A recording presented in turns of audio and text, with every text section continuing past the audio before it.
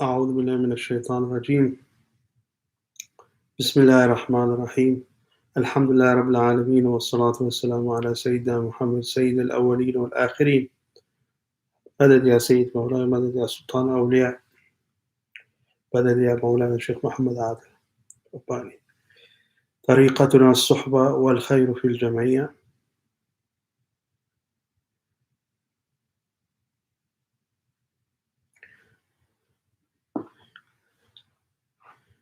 There is a verse in the Holy Quran that Allah Almighty is saying by the tongue of someone else, in the tongue of someone else, Inni akhafullah, I fear Allah. And I was surprised when I was reading it. I had to go back to the beginning of the verse. Is clear.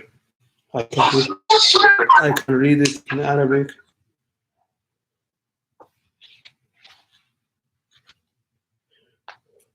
وَإِذْ زَيَّنَ لَهُمُ الشَّيْطَانُ أَعْمَالَهُمْ وَقَالَ لَا غَالِبَ لَكُمُ الْيَوْمَ مِنَ النَّاسِ وَإِنِّي جَارٌ لَكُمْ فَلَمَّا تَرَاءَتِ الْفِئَتَانِ نَكَصَ عَلَى عَقِبَيْهِ وَقَالَ إِنِّي بَرِيءٌ مِنْكُمْ إِنِّي أَرَى مَا لَا تَرَوْنَ إِنِّي أَخَافُ اللَّهَ وَاللَّهُ شَدِيدُ الْعِقَابِ. So who is this? Allah Almighty saying Inni akhafullah on the tongue of who? A prophet? No. Angel? No. A righteous man, a pious man, Salih? No. It is in the tongue of Shaitan. This is describing a battle between the kuffar and the Muslims, and Shaitan, he gave the kuffar confidence, and he told them that what they are doing is right and correct. But when the other army, the Muslim army, showed up, he said, I have nothing to do with you. أنا بريء منكم. I'm not supporting you. I am running away because I see what you do not see. I fear Allah. This is what he said. He said he saw what they cannot see. And the common interpretation, of course, is that he saw angels supporting the Muslims. So I was surprised to see that the Shaitan is saying something that mankind is finding it difficult to say. To say that I fear Allah. Mankind is difficult for them to say, I fear Allah. But Shaitan is saying it openly, no problem. Because he sees what we, mankind, do not see. He knows the power of Allah. Shaitan knows the power of Allah. He knows Allah. Wallahu shadidul iqab. He's saying, I fear Allah, and Allah is, His punishment is severe. So what about mankind? Yani they listen to some advice from Shaitan, but not everything.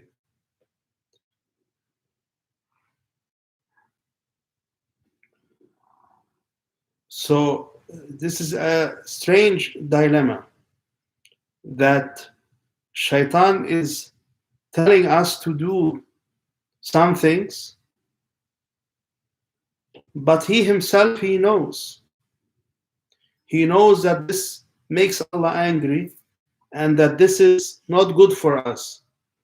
This is why Allah Almighty, He told us He is our enemy.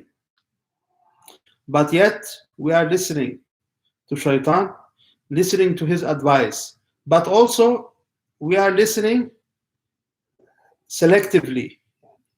We are only choosing the things, his advice, that we like. If he tells us to do something and it requires too much effort, and someone like me, I'm lazy, I'm going to say, no, no need this one. No need. I'm too tired to do this haram. So then he will come to me in another way. Okay, you didn't do this one, but do that one. Sleep. No need today for Fajr prayer. Yeah, Allah is forgiving. He will tell me Allah is forgiving. So I will like this advice. I will enjoy this advice. But he will also tell me, but beware that Allah is shadidul iqab, severe in his punishment. I say, don't remind me like this. Don't say these things. I like your first advice. I prefer your first advice. So Maulana Sheikh Nazim, one time he gave a sohbah, and he was talking mainly about that the weakness of Shaitan. That Shaitan is weak, and it is mankind who believes that he is strong. But in reality, Shaitan is weak. Weak how? Weak relative. Relative to who? Relative to Allah, of course, he is weak. Relative to Malaika, yes. Sayyidina Jibreel is so much more powerful. So much more powerful than Shaitan. The power that Sayyidina Jibreel has is immense. Cannot be compared to the power of this weak servant of Allah, who doesn't like to admit that he is servant of Allah. What about Prophet ﷺ? He has more power or Shaitan has more power? Sayyidina Muhammad ﷺ huwa Sayyid al-Awwaleen wal-Akhirin. He is the master of the first and the last of all beings. Sayyidina Muhammad ﷺ. Who is more powerful? Sayyidina Muhammad ﷺ. He is more powerful. Even we can say Awliyaullah have more power than Shaitan. Because Shaitan, his only ability is to whisper and to suggest things. And he has the power to live for a long time until the day of judgment. Allah Almighty gave him long life to live until day of judgment, but he knows that his time is coming. He knows that he has an end, and he knows where he is going, where he will end up. And he has the power to be in multiple places at the same time. Shaitan can be with you and with your neighbor and with your downtown and the next town, all at the same time. There is not a place in this earth that Shaitan cannot be. Everywhere, Allah Almighty gave him this power to be in multiple places, at the whispering to all of the children of Adam at the same time. And yet we believe that he is strong just because of these abilities that are tiny compared to the power that Allah Almighty has given to his angels, to his prophets, to his awliyaullah. To his awliya, they have more power than this. We must accept this, because if we are believing that Shaitan has more power than them, then we are foolish. And yet a lot of our brothers and sisters, they believe that Shaitan has more power than Allah. Can you believe this? Such nonsense.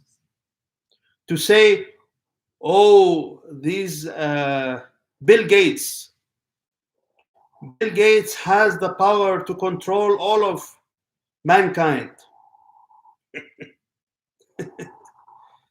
They say Rothschild. Our Muslim brothers and sisters, they learned a few names and they are thinking these are the most powerful beings in the universe. If it is true that these people, they want evil for mankind, one wali, only one junior wali, just by one blink of the eye, he can destroy all of their plans. Who is more powerful? Who do you believe? Allah or these people? Allah will only allow things to happen if He allows it to happen. These people have no power. They may be the richest people. Allah has given them the riches of this world. It is nothing compared to the riches of the old pharaohs and the Nimrods. And who is more powerful, Pharaoh wala Bill Gates? Pharaoh, it just needed water to get rid of him. Just water. Allah Almighty's power over water finished Pharaoh. Now all these people, these rich people, they were thinking they are billionaires, trillionaires, this. They said, oh, we control. And what did Allah send? He sent a small virus. And everyone bowed to the virus. And they stopped everything that they are doing. They came to a standstill. So who is more powerful? Who is more worthy of being feared? This is the question. If Shaitan is afraid of Allah, and now our modern day Muslims, they are telling us, don't say afraid of Allah, because the non-Muslims will not like Islam. You must change the translation a little bit. Don't say fear. Fear is a bad thing. People don't like to be afraid. But who doesn't like to? Of course, nobody likes to be afraid. But we are human. Human is afraid. خُلِقَ الْإِنسَانُ ضَعِيفًا. We are weak servants. We must be afraid. Who is not afraid? Who is not afraid? You are not afraid of this virus now? People are not afraid to be sick? Of course they are afraid to be sick. So who is more worthy to be afraid? A small particle that you cannot see with the eye, or the creator of this whole universe? If you are going to be afraid of something, let him be the one you are afraid of. Because even Shaitan is afraid of him. Even the one who refused Allah Almighty's order, he is afraid. He ran away when he saw the angels only, not Allah. He saw the angels coming. He said, I'm out of here. I'm done. It's over. He was running from the angels. And what Allah Almighty is telling us, advising Muslims, all Muslims, the angels are for you. They serve you. But you must be obedient to me. You must remember me. You must pray to me. And when you do this, when you remember me, I send you these angels. And when these angels are around you, nothing can touch you. Shaitan runs away. Maulana Shaykh used to say, just say, A'udhu billahi minash shaitan rajim. A'udhu billahi minash shaitan rajim. He runs away. He cannot touch you. No harm can come to us. There is nothing to be afraid. Only Allah Almighty. That's why we say, La ilaha illallah. La ilaha illallah. La ilaha illallah. It means we are not afraid of anything except Allah. So, to say that fear is not a good motivator, or it is not a good feeling, Allah Almighty, He is merciful. He sends different types of motivation.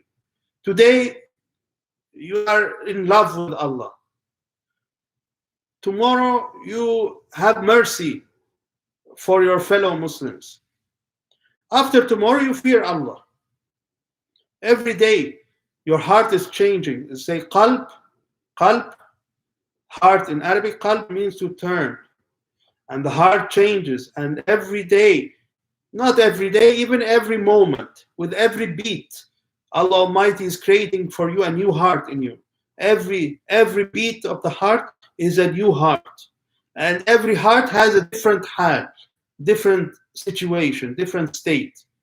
One moment you can be with mercy, one moment you can be with anger, one moment you can be with love, one moment you can be with peace, one moment you can be with fear.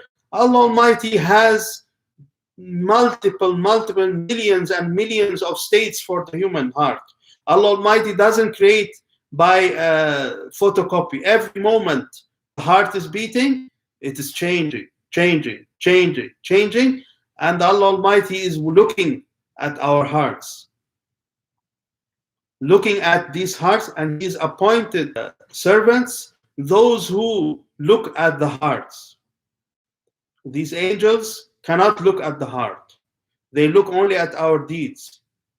But the ones that we are surrendering to our spirituality, the ones we are saying, Ya Shaykh, Ya Maulana, you are my Shaykh, you are my teacher, you are my spiritual guide, Allah Almighty opens for them to see their hearts, to see the hearts of their murids.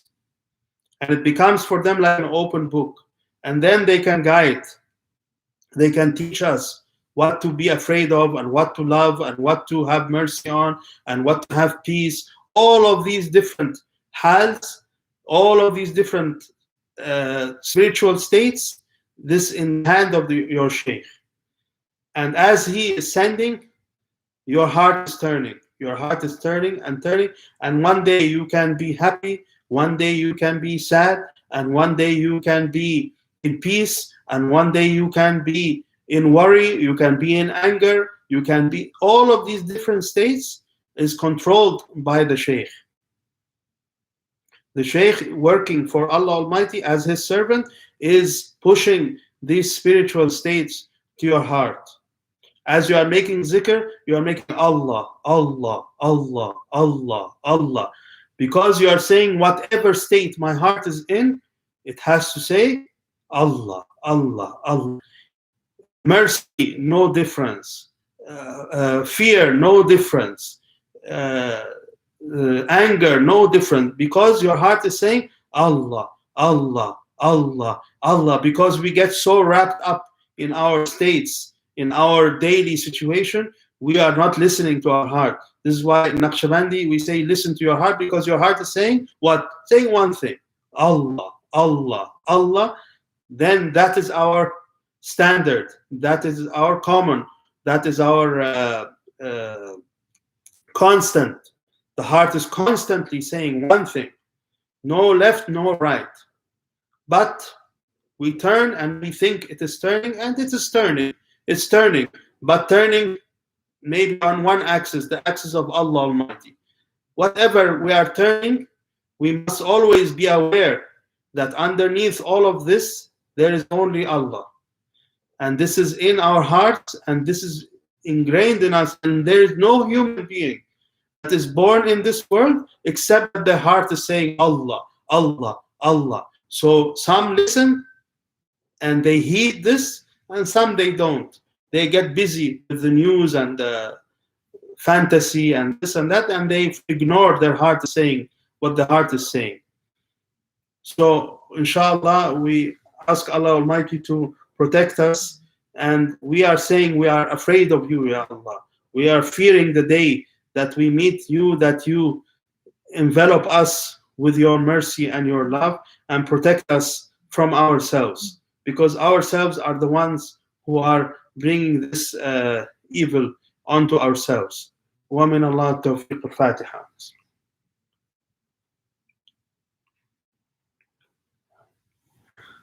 Taqabbalallah. Thank you very much. Assalamu alaikum.